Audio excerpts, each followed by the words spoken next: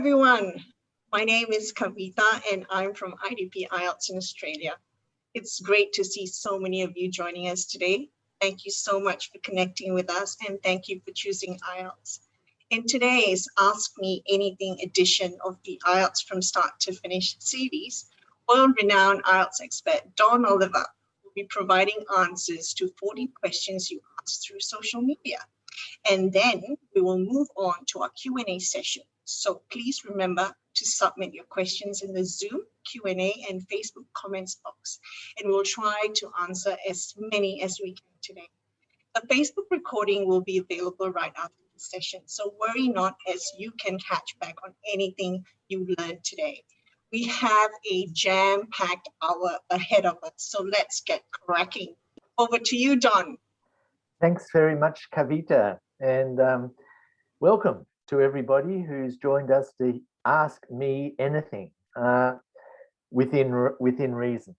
There are quite a few questions here, and I've looked at them all, and I've thought very deeply about them all, and I hope I can share a few useful ideas about them all. So let's begin immediately.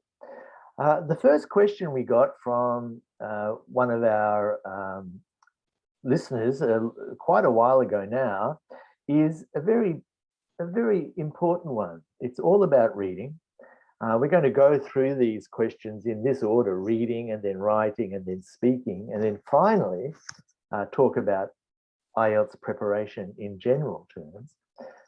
But looking at reading, the question is, how do I use the skimming and scanning techniques in a reading test? It's a good question. Let me first of all remind you what skimming and scanning are. Skimming is what you do normally in your first language. It's what you do when you are looking at a newspaper, for example, the front page of a newspaper. You are looking very quickly to see if there's anything that is interesting. And in order to say if it is interesting, you need to get a general idea of what it's about. So you will look at the first line, you look at the heading for sure. You'll probably look at the first line in one or two paragraphs. You won't read every paragraph, but you'll get a fair idea of what this is about. And you'll say to yourself, well, do I want to read this or not? It's what you do normally now in your own first language. Scanning is a different process, and that is where you're looking for a specific piece of information. It's like what you would do if you're looking at the same newspaper trying to find the football score, right? You're looking for the name of your club. You're looking for the date, maybe. And you're looking for a number. You want to know how many goals were scored. That is scanning. So in an IELTS test, what we have to do is, first of all, look at the questions. This is an important part of a good technique in doing a reading test, because the questions will give you a general idea of what the passage is about. Don't look at the questions too carefully, but get a general idea and then go to the skimming. As I said, you'll look at the heading. There might be an illustration or a picture. You'll look at that. You'll look at the first line of the first paragraph, second paragraph. You look at the conclusion, the last paragraph. You'll be focusing on words that are important words that carry meaning, like nouns and verbs. You won't be too worried about in or on or with or by or at or the. That's skimming. Then you'll go back to the questions and you'll look at the first question and you'll try and work out, well, what is the key word here? What is that piece of information that I'm really looking for? Like the football score, remember? It might be a place. It might be a person. It might be a date. Once you've found one or two key words, then think about other ways of expressing those words, synonyms. Because in the reading test, very often the questions will use words that mean the same as the answers as they are written in the passage. Okay, so we're looking for synonyms of the keywords, and that is scanning. The whole purpose of skimming and scanning, I think I said scamming earlier on, is to make your reading quicker. And the more quickly you can read, the more likely you are to get a better score, because you will be able to answer questions and spend a bit more time on the difficult questions. Just one more thing about this. IELTS tests a whole range from no English to perfect English. And that means that some of those questions in the reading and in the listening will be for someone who has perfect English. So relax. You're not expected to be able to answer every question. In order to get your band 7 in a reading test for academic reading, you need to get towards about 30 questions right. Okay, let's move on. Question 2. How to master matching the heading section in the IELTS reading test. This is a common question. The IELTS reading test has lots of different types of questions. Some of those questions are fairly straightforward. They might be a multiple choice question, or they might be a short answer question. When did this happen? Answer 2010. Sometimes they might be a quite difficult question like, is this statement true or false or not given? And this question that we're looking at now, matching a heading to a paragraph, is quite a difficult one. What we're asking is this phrase, is this heading a good summary of what is in the paragraph? Now you can practice this. You can make your own summary. When you read, be an active reader. You read a paragraph and think, okay, I am the IELTS examiner. How would I summarize this paragraph that I just read in a few words?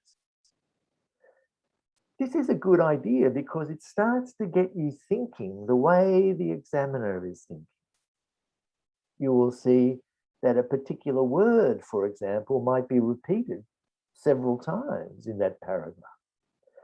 You might see that the final sentence in that paragraph sums up what was being talked about. This is what you need to do.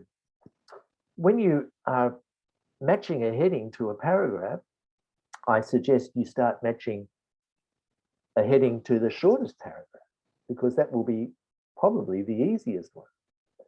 And don't be afraid to change, because you might say, oh, A is a good match for paragraph B, but after reading paragraph C, you might want to change it. Well, do that. Keep that in mind as well. Okay, let's continue. Question number 3. This one's a very polite one. Hello, sir. Someone suggested to me to use uppercase for all the answers. In other words, to write in a pencil and paper test, write in capital letters. Is this a good idea? Yes, it is.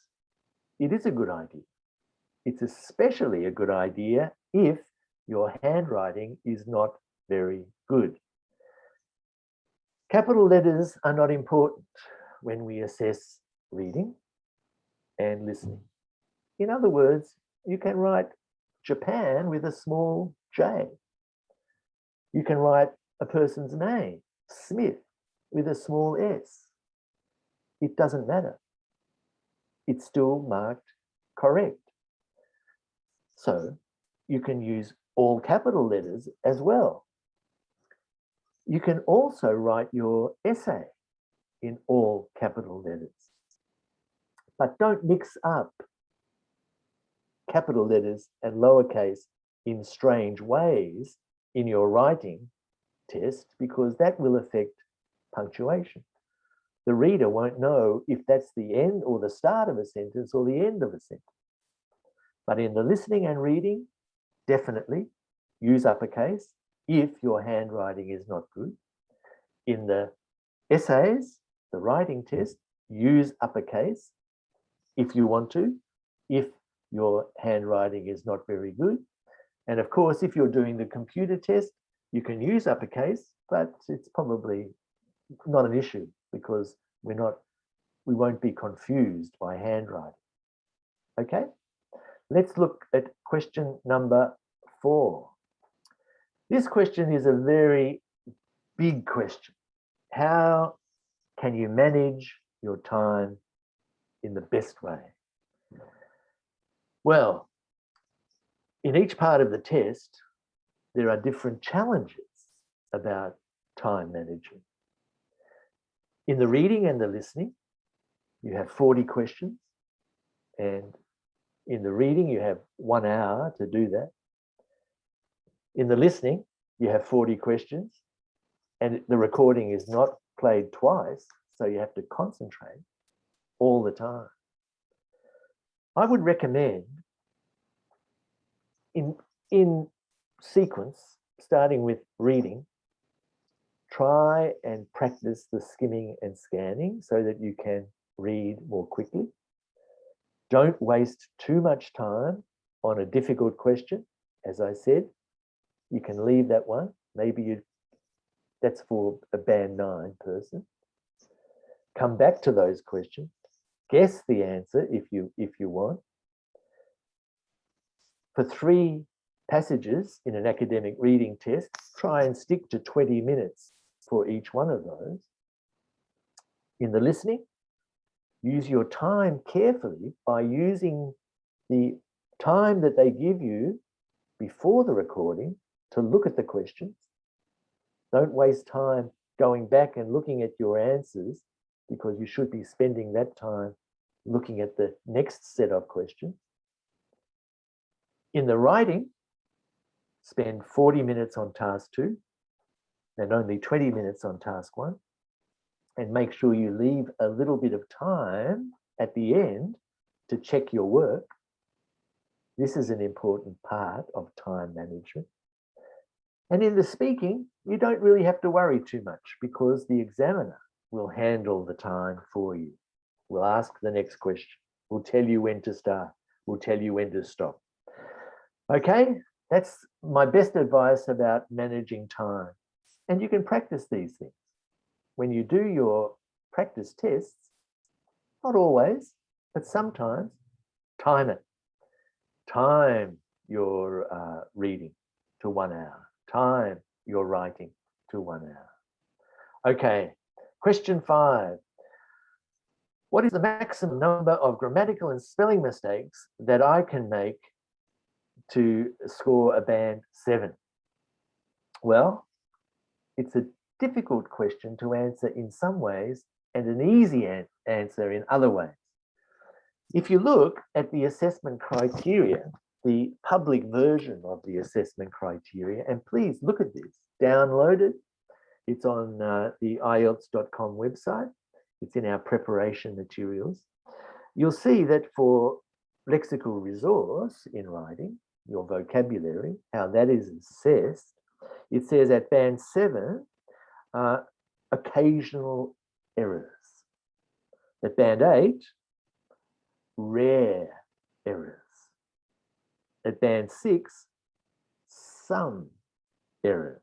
At band 5, noticeable errors. Now, what do those words mean? Noticeable, some, occasional, rare? Well, it maybe depends on something like this. If you make one error repeatedly, you just misspell this word 5 times, well, that's really not a big problem. That's only one error, really. But if you misspell 5 different words, well, that's becoming probably maybe more than occasional. If you want to get a band 7, I would suggest you can't get one for lexical resource, the vocabulary, if you make more than about 7 spelling errors. And the same applies to grammar.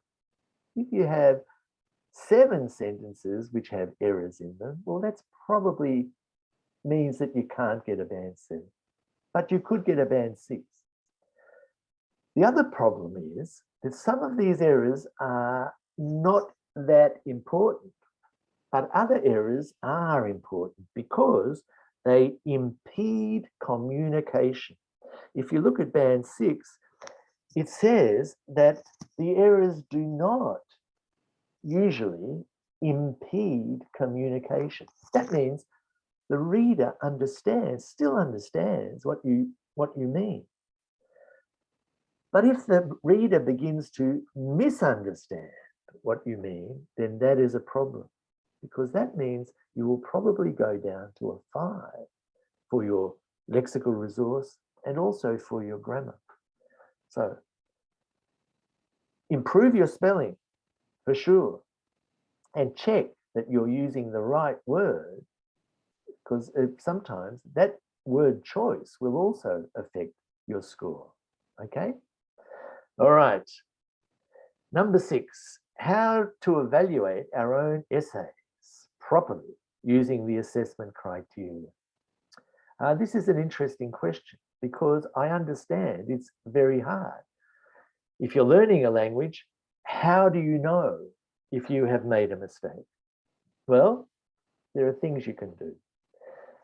Some people think I'm going to improve my writing by writing an essay every day. Monday, Tuesday, Wednesday, Thursday. At the end of the week, 7 essays. That's not a good idea. Why? Because you have written one essay and made a bunch of mistakes. You've written another essay and made the same mistake. You've written another essay and repeated those mistakes. It's better to write that first essay and then show it to your friend. Now, your friend may be just the same as you, but maybe they're better at English tenses. Maybe they're better at spelling.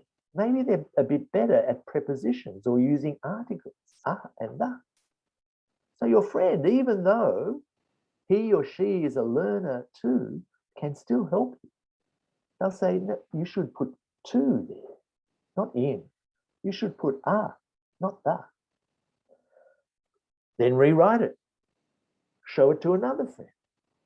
Find a teacher as well who's able to tell you this is wrong, and that's wrong. Then rewrite your essay again. Now, do you see what's happening? At the end of that week, you won't have 7 essays. You'll have one good essay. And that essay might have started off as a 5.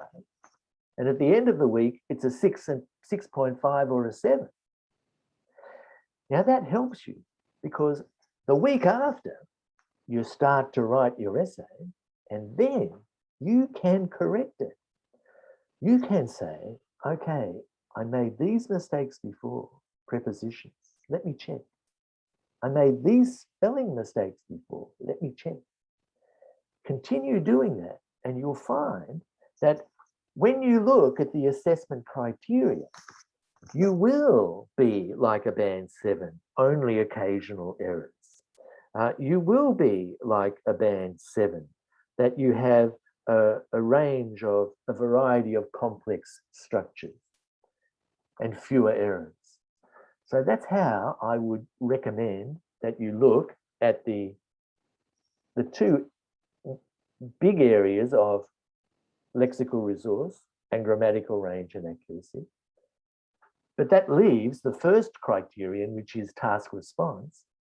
And for that, you can do the same. Ask your friend, have I answered every part of this question? Have I mentioned all the key features in this graph for task 1. Do all of those things and you will improve. Okay, let's continue. How do I keep the conversation going during the speaking test? Well, in the speaking test, the examiner is trained to give you time. Now, believe me, the examiner wants you to succeed. The examiner may not look really friendly, but the examiner is your friend. The examiner wants you to produce good English, and they want to give you time. The good thing about the IELTS speaking test is that you are talking to a human being with human emotions and affections who does wish you well. So that's the first thing. The examiner will help you to keep going, but won't give too much help because they want to examine your ability to keep going. So when you pause and are thinking, what do I say? What is that word I'm looking for? The examiner won't say anything. They will pause too. They will give you time. But they won't let it go on for 10 seconds. No, the examiner will prompt you eventually. They won't give you the word, but they will follow up with another question. What you can do is you can practice a few phrases that can give you time to think. If you're asked a difficult question, okay, let's think of a difficult question. Why do people complain about the weather? Right? Interesting question. You don't know. What do you say?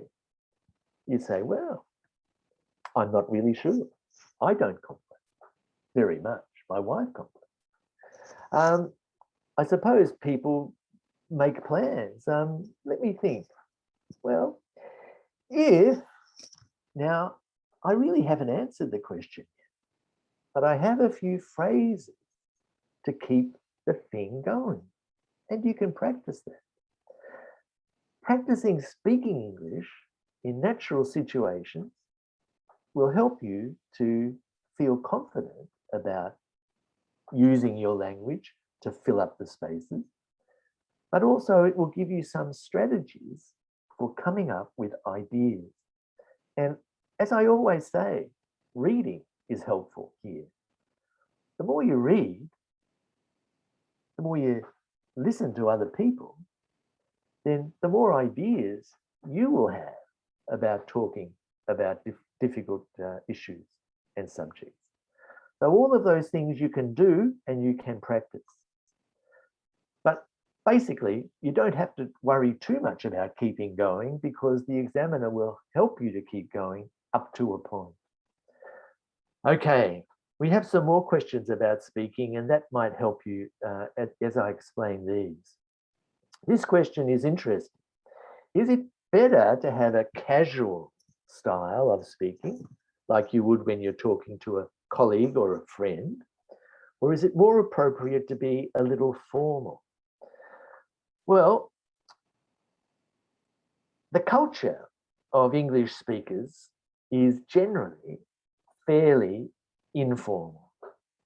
Why? Well, it just is. People in Australia, people in the United States, people in Britain, people in New Zealand actually value quite a lot of informality. Formality is not that important unless you're talking to the Queen or to the President of the United States, right? So that is the culture of English. So you can be quite informal, not rude, but relaxed, treating the other person as an equal. Now, I know that this is not the same in every culture. In your culture, you may have to show a lot of respect to someone like an examiner who is seen to be of a higher status or in a position of power. But don't worry too much. If you must speak formally, that's okay too, because the assessment criteria do not really talk about formality. If you look at the assessment criteria for speaking, there's nothing about formal or informal. It's all about natural English, and it's all about accurate English. So they are the most important things. And when I say natural English, I mean using words in natural combinations and delivering words, pronouncing words in a natural way. Focus on those things and don't worry too much about formality. Okay, question number 9. Should we speak in our original accent or try to mimic a foreign accent? And what foreign accent is the best? American or British? What about Australian? That's a beautiful accent. That's my accent. But you'll find Australians who have lived in America have a sort of a mixture. You'll find people from the south of Britain speak very differently to people from the north of that country. You will find that maybe a British person who has lived in America for a long time will have a funny mix of accents.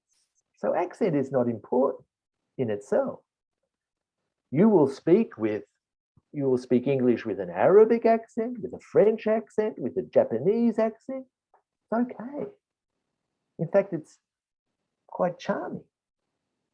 But the important thing is you must make the sounds of English in a pretty standard way in order to be understood. So, for example, if you are from Japan and you pronounce a ah sound oddly, if you are from Saudi Arabia and you pronounce the and the in a funny way, then that is a problem because that will cause confusion for the listener. If you are from Korea and you want to add an extra vowel at the end of a word, that's a problem because that will confuse the listener. So accent is not so important, but making the sounds of English in a fairly standard way, the sounds, the vowels and the consonants is important. As long as it's understandable, that is the main thing. American or British, you may have an American teacher and you will have a bit of an American accent. You may have lived in Britain and you will have a bit of a British accent. Not a problem, but it's not really all that important. Okay, number 10. What are some quick and useful note-taking methods for speaking part 2? Well, let me remind you, speaking part 2 is where the examiner will say, and now I'm going to give you a topic and I would like you to describe blah, blah, blah. I would like you to describe a thing. I would like you to describe a person. I would like you to describe an event. I would like you to describe a place. A simple thing, really. It might be, I want you to describe something that you own, that you find is interesting, or describe a place where you like to go and meet your friends. You choose what you're going to talk about. In the first case, you might talk about your laptop. In the second case, you might talk about the hotel where you meet your friend. So you are deciding really what you're going to talk about. And remember, you can't ask for a different topic. You're given a topic and you must talk about it. Even if you think you have nothing to say, but you do, have a lot to say because you can practice. We help you. We give you 3 bullet points, maybe 4. We will say, well, why did you buy this thing? Why is it useful? What do you use it for? Well, that's a beginning. You can start by making notes on that subject. But when you make notes, some people write a sentence. No, don't do that. Write 1 word. Where did you buy it? City. Why is it useful? Writing. What do you use it for? Lots. I've written down 1 word only, but each of those words I could talk about for a minute at least. I suggest you practice writing down about 10 words. And here's a tip. Ask yourself these questions. Why? Where?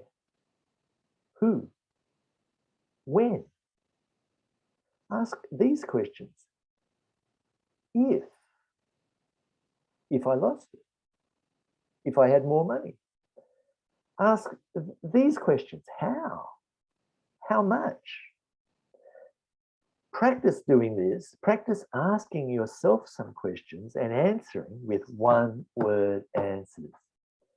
This is a skill, but it's a skill you can really practice and get good at. And if you get good at this skill, you will find that you will be able to speak for not 2 minutes. You'll be able to speak for 5 minutes. Of course, the examiner won't let you speak for 5 minutes. 2 minutes is the maximum. And by the way, it doesn't matter if you don't cover all of the points on your task card. That's okay. The examiner doesn't care. The examiner just wants to hear you talk about this topic. And you can say what you like as long as it's relevant. Okay? All right, next question. Question number 11. If I don't understand the question, can I ask the examiner to repeat the question? And will that affect my score? Well, this is a really, really interesting question because a lot of people ask it and they get a little bit nervous. Remember what I said about the examiner? The examiner wishes you well. The examiner is on your side, right? I recommend if you don't understand, ask. Because unless you ask, the examiner really cannot explain. But make sure that you ask in good English. Practice asking. Don't say, what mean that? That's bad English. Ask, I'm sorry, what exactly does that word mean? Or could you repeat that, please? Or I didn't catch that. Can you say that again? Now, these are perfectly good English phrases. And do you see what's happening? You are giving the examiner a very good example of good English while you're asking the question. So, will it affect your score? Yes, it will mean that your score will be higher because you have asked a question in a natural way, perfectly grammatical, and then you will understand what the question was about better and you'll be able to answer it better. Now, this is something that you should not do for every question. If you do it for every question, the examiner will think, well, either this person is a little bit deaf or maybe their vocabulary isn't very strong. And that means your assessment for lexical resource will go down. But you could do it 2 or 3 times. That's okay. Not 4 times, okay? All right, Question number 12. My mind goes blank during the speaking test. Well, that's a problem. I can't think of the answers. What to do? Well, people's minds go blank for many different reasons. You've got to think about that. What is the reason that your mind goes blank? If this happens to you, is it because you didn't have a good sleep the night before? Have you eaten enough that day? Have you had enough to drink? Are you worried about something else? Are you thinking about what you're going to cook for dinner tonight, or that argument that you had with your wife or your husband? Put that aside. Get everything right first. Have a good night's sleep, have a good breakfast, forget about your worries. That might help. But the other thing that will help is, I'm going back to this point I made earlier, have ideas, read, listen to podcasts, talk to your friends in English about things. Then you will have something to talk about and your mind won't go blank. And it means thinking about, in part 1 of the speaking test, what do I like? What do I do? Where do I live? My friends, my hobbies, all of those everyday things, the things that we usually use our first language to talk about. Try and use English to talk about them sometimes. In part 3, you need to have ideas about more general things like the state of the environment, the future of education, problems of living in a city, the different type of housing that people live in, festivals and their purpose, sport, advertising, general ideas. And for that, you need to talk intelligently and thoughtfully with your friends. Why do we have advertising on TV, for example? Is it a good thing or a bad? How can we fix the traffic problem in our city? Read about those things. Any serious newspaper or news magazine will have a lot of information about all of those things. Have ideas, because sometimes a person goes blank because they don't have any ideas. So get ideas. Okay, question number 13, and we're nearly finished. Which part should I start first for my IELTS preparation? Can you give me some suggestions? Well, I have some suggestions about IELTS preparation. First thing is to do some practice tests so that you understand the test, so that you understand the task that is set you. But when you do your preparation, don't just say, I'm preparing reading. Try and integrate. In other words, when you read, think, how can I use this phrase in my writing? How can I use this sentence in my speaking? Have a routine. I'm going to do some work at the same time every morning or after dinner. Find a teacher or find a friend whose English is a bit better than yours, but even not even better, but just has different skills to you. Identify where you are weak and where you are strong and focus on the weaknesses. Books are useful. Preparation books, there are some good ones and some not so good ones. But I recommend anything that is published by Cambridge University is pretty good. So look for that imprint. And I say that because Cambridge produces the test. They write the IELTS test, so their preparation books are pretty accurate. Lastly, why don't you go to our IELTS preparation hub. It's called IELTS Prepare, and I'm going to show you a short video very soon on that, and that has a lot of good information in it and some resources that you can use.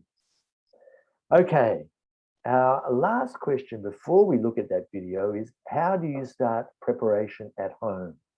Well, there are lots of online resources, okay? I'm talking about those people who have the internet reliably and a computer. Podcasts about news, about issues, social issues. Podcasts about things that you are interested in. They usually have some transcripts as well that you can download. Listening and reading.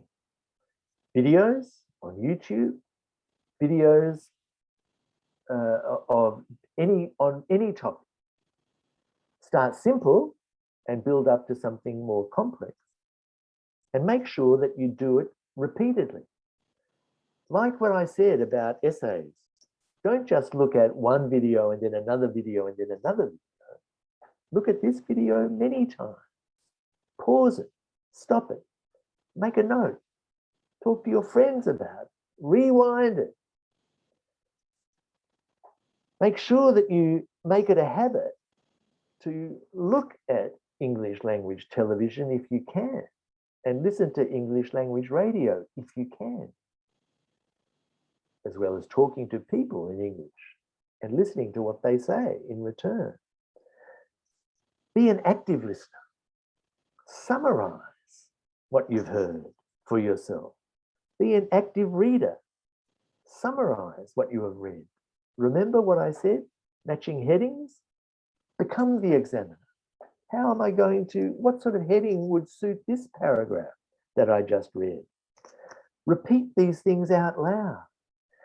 Sometimes it helps to do it while you walk. Headphones in, walking, and repeat what you're listening to. Read an English language newspaper from your town, from your country, because it will be about things that you're interested in. Now, that's what you can do even without a computer. You can also find native speakers to talk to, maybe because they're all interested in the same things as you. Cooking, or a same hobby, or sport. There are online forums as well, chat rooms. Are you a gamer? Use English when you're playing your video games. But be patient. Start easy and then make it more difficult as you go. And finally, in Australia, the ABC, the Australian Broadcasting Corporation, the BBC in Britain, the Voice of America in the US, the CBC in Canada, all of those organizations have a wealth of resources for the English language learner. And the great thing is you'll hear English with different accents and with a different slant on the language. And that's useful too in IELTS. Okay, now we're going to listen to a brief introduction to what I am really pleased to introduce to you. It is the IELTS Prepare, our preparation hub, and you'll find this fascinating. Are you looking to start your IELTS preparation journey or struggling to achieve your desired score? IELTS Prepare is your one-stop shop for official IDP IELTS preparation materials. From articles, videos, and webinars to expert assessments, online courses, and practice tests, there's something there for everyone. With IELTS Prepare, you can browse and filter based on your needs, including specific skills, formats, and band scores.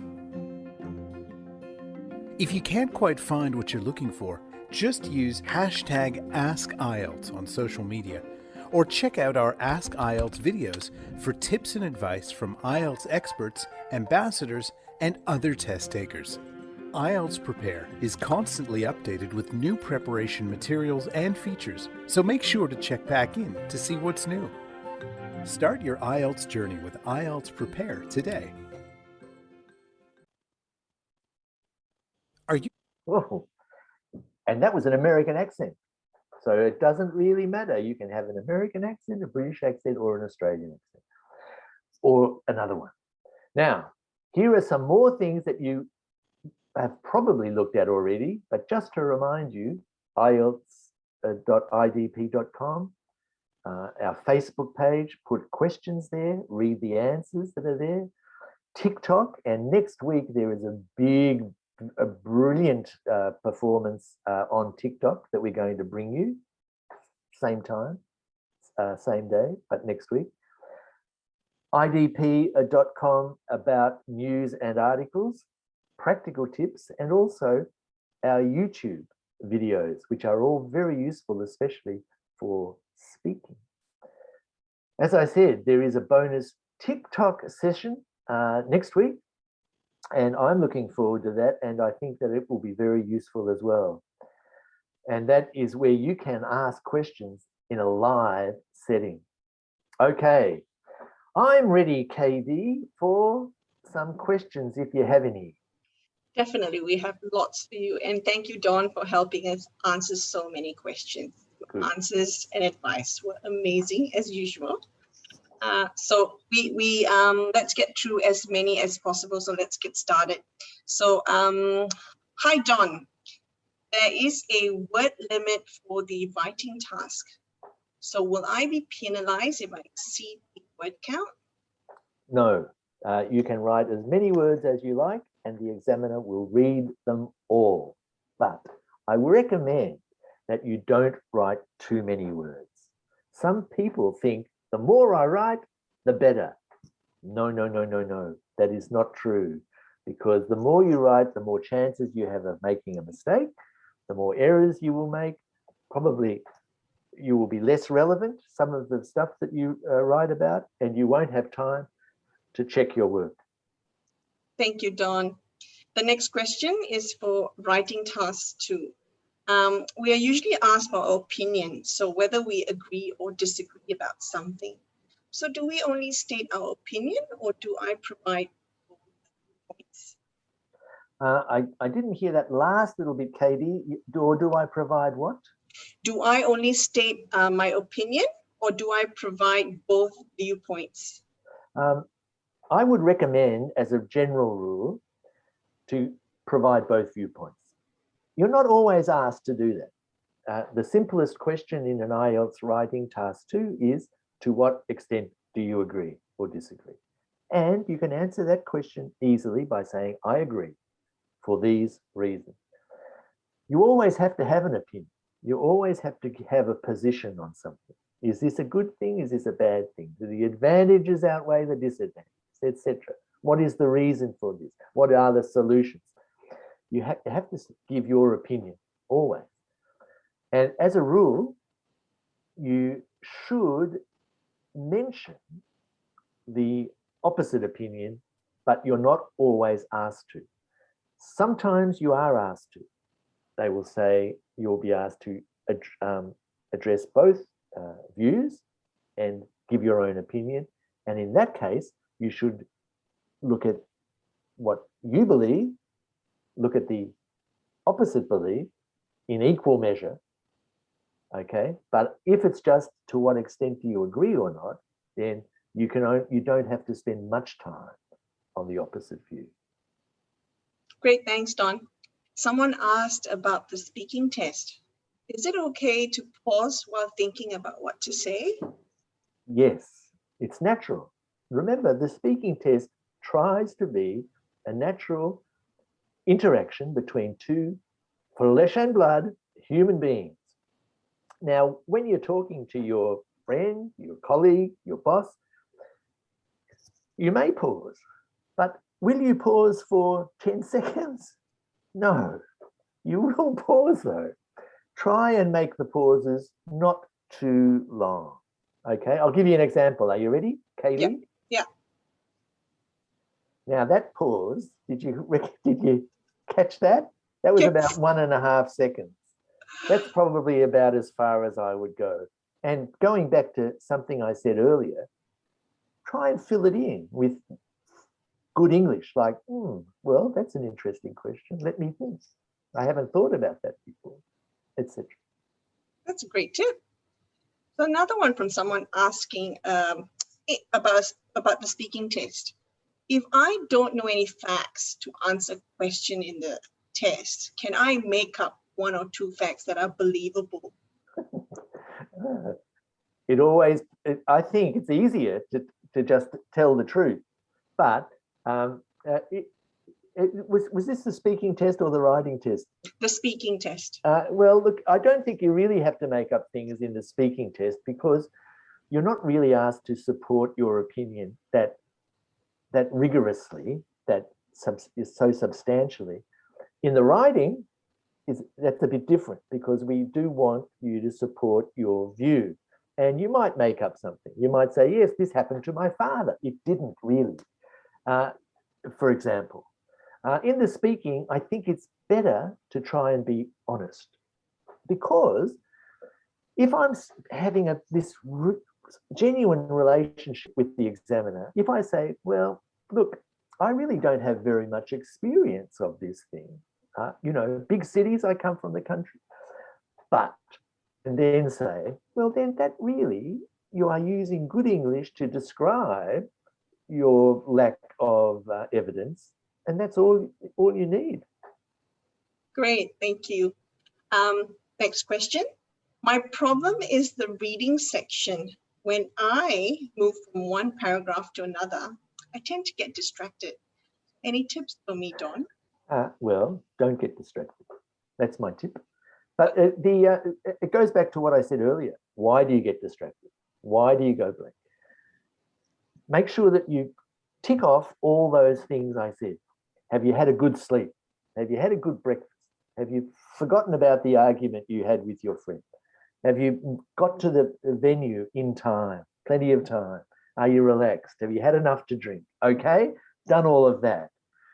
Then you might find that you can concentrate a little bit better. And concentration also requires practice. Do a few more practice tests and have a strategy, because if you have a strategy, that can also focus you. For example, with reading paragraphs and matching headings to paragraphs, like the example we had earlier. Okay, my strategy is to start with the smallest paragraph. My strategy is to see how many times a particular word is mentioned in this thing. My strategy is to read carefully the first and last sentence in each paragraph. Because I have developed a few skills as strategies, well, maybe that will stop my mind wandering too. That's a great tip. Next one. How do I improve my writing skills, especially when analyzing graphs? I sometimes find it very difficult to understand graphs. Is there any suggestions from you to how I can improve? That's a very good question. And I know from my experience, I've seen some people who obviously have never really looked at graphs very much because they just don't get it. And that might be because their education was focused on something else. They were sort of studying linguistics, or they were studying philosophy or something. Those people, seriously, those people who have a more technical or an economics background probably find reading graphs easier. But the challenge then is for you to get more experience with reading and looking at graphs. And you can do this quite easily, because any serious newspaper or news magazine or a website that has statistics in it, or a business section of a newspaper or magazine will always have graphs. And you can Google it. You can Google important words like the percentage of women in particular industries, or the proportion of young people who catch COVID, for example. That will produce a whole bunch of graphs. Practice it. Do it every day. And you will find that you will begin to understand how graphs work, and that will help you. You can also make your own graphs. This is something when I was a teacher, I used to get my students to do, ask questions and how many people use the bus every day, things like that. You can probably produce a lot of this material yourself so that you understand it more intimately. And can I add one last thing? Sometimes an academic task 1 is not a graph, it's a process. And you can practice this as well. And the example I like to use is when you're doing something that you like to do regularly, think about it as a process. It might be cooking. First, I will chop up the vegetables, then I will saute the vegetables, then I will add certain spices, then I'll do something else, and then this, and then I will serve it. That is a perfectly adequate academic task 1 process. So think about the way that these things are in your own life, and then you might understand them more intimately. That's great. I'm actually taking notes for myself. Your English is pretty good. No, I'm really bad at graphs and pie charts. Great. Next one. Should I use idioms in the speaking test? There are different types of idioms.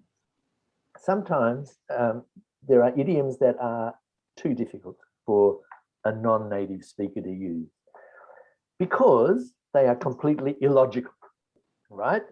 And sometimes they can only be used in the negative. A good example of this is if you're in a small room, you say to your friend, there's not enough room to swing a cat. Now, a native speaker of English will understand that that means it's a very small room. But you can't say in a big room, oh, there is enough room to swing a cat. Now, this is a good example of where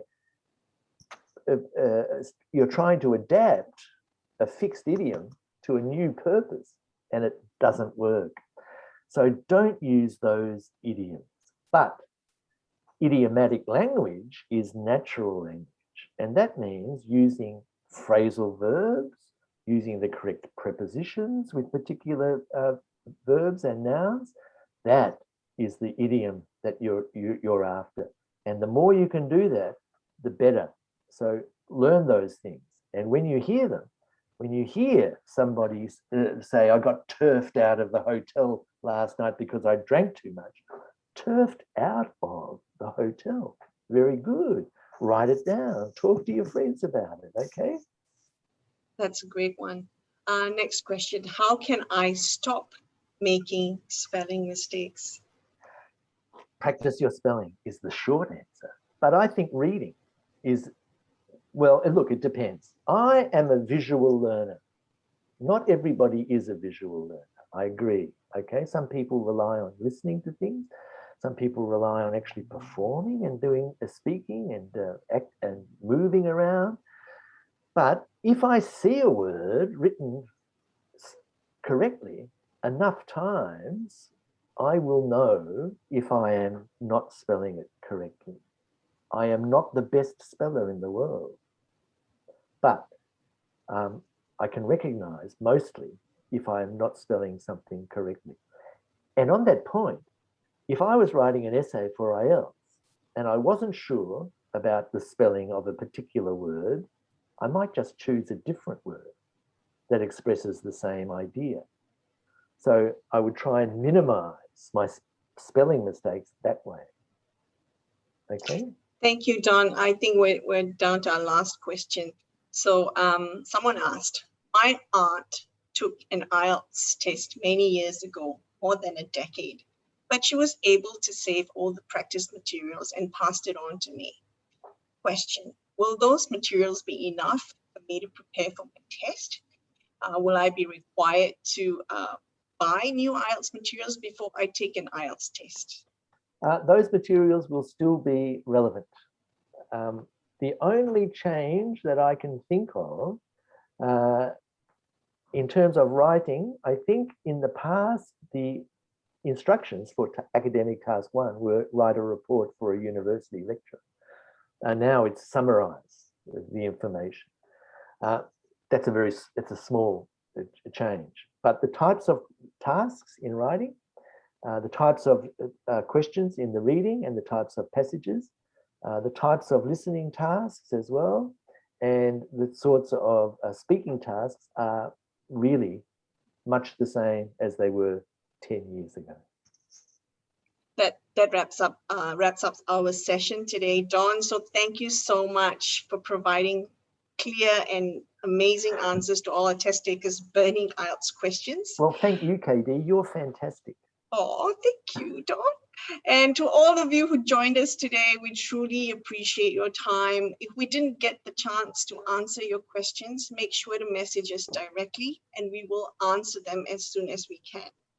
And as what Don shared with you earlier, he will be back next Thursday on the 5th of August at 5 p.m. Australian Eastern Standard Time for Ask Me Anything session on our TikTok channel.